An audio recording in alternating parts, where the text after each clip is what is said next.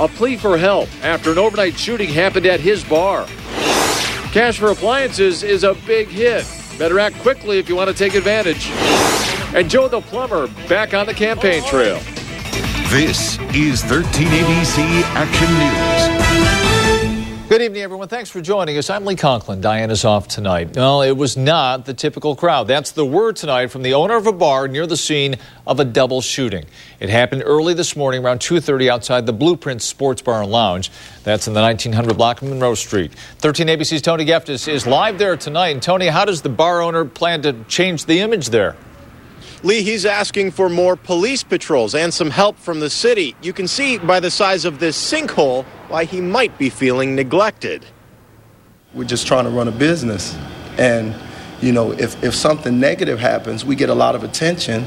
Paul King and his wife opened the Blueprint Sports Bar and Lounge 6 years ago, and he calls it a blueprint for success.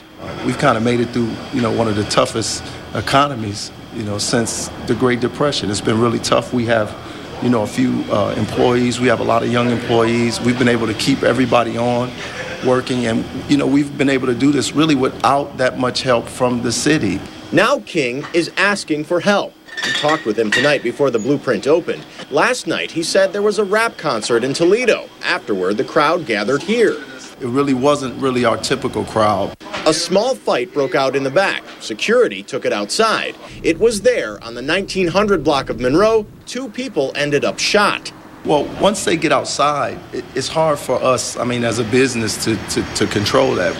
King, the son of a police officer, says his concern is the safety of his patrons. In addition to his security, King would like more police patrols outside, so something like this does not happen again. We don't want to be part of the problem. What we've tried to do here is be an example, and try to set an example that, young people can do something of some magnitude and be successful at it. And the Blueprint can stay open for business. According to police, friends took the 2 men who were shot to St. V's. No word on their conditions tonight. As for this sinkhole, that is another safety issue King wants to smooth over. Live in Toledo, Tony Geftis, 13ABC Action News. All right, Tony, thank you. And chances are pretty slim that Mr. King will get increased patrols as TPD faces massive layoffs. Now police officers speak out on why they rejected concessions. One major reason, they say, they simply can't afford it. However, firefighters said yes to the very same deal. Our Christine Long has a breakdown of last year's salary and overtime earnings for both fire and police. Christine.